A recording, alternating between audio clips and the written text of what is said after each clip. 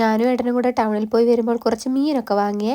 കുറേയായി നമ്മുടെ കയ്യിൽ ഈ മാന്തളും അതുപോലെ തന്നെ ചെമ്മീനൊക്കെ കിട്ടിയിട്ട് കേട്ടോ. മാന്തൾ അത്യാവശ്യം നല്ല വലിപ്പമുള്ള മാന്തളായിരുന്നു, പക്ഷെ ചെമ്മീൻ കുറച്ച് ചെറുതാണ് കേട്ടോ. ഇനി ഒട്ടും സമയം കളയാതെ മീനൊക്കെ നമുക്ക് നന്നാക്കി എടുക്കാം.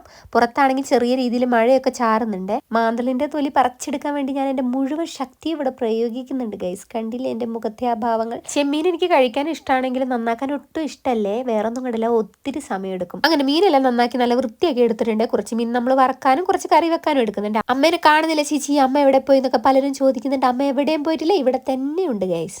മാന്തളിന്റെ ചെറിയൊരു തലഭാഗവും അതുപോലെ വാലും മാത്രം വെച്ചിട്ടാണ് നമ്മൾ കറി ഉണ്ടാക്കിയത്. ആ ഒരു സെൻറ്റർ ഭാഗം നമ്മൾ വറക്കാൻ എടുത്തിട്ടുണ്ട്. പിന്നെ അപ്പോഴത്തേക്കും നമ്മുടെ ചെമ്മീനും ഇവിടെ റെഡി ആയിക്കൊണ്ടിരിക്കുകയാണ്. കുറച്ച് കുരുമുളക് പൊടിയൊക്കെ അവസാനം ഇട്ട് വെതറി ഇട്ട് കൊടുത്തിട്ടുണ്ട്. അങ്ങനെ നല്ല അടിപൊളി ചെമ്മീനും ഇവിടെ സെറ്റ് ഗൈസ്. എൻ്റെ കെട്ടിയവനാണെങ്കിൽ ഈ ചെമ്മീനും ഞണ്ടും ഒന്നും ഇഷ്ടമല്ലേ.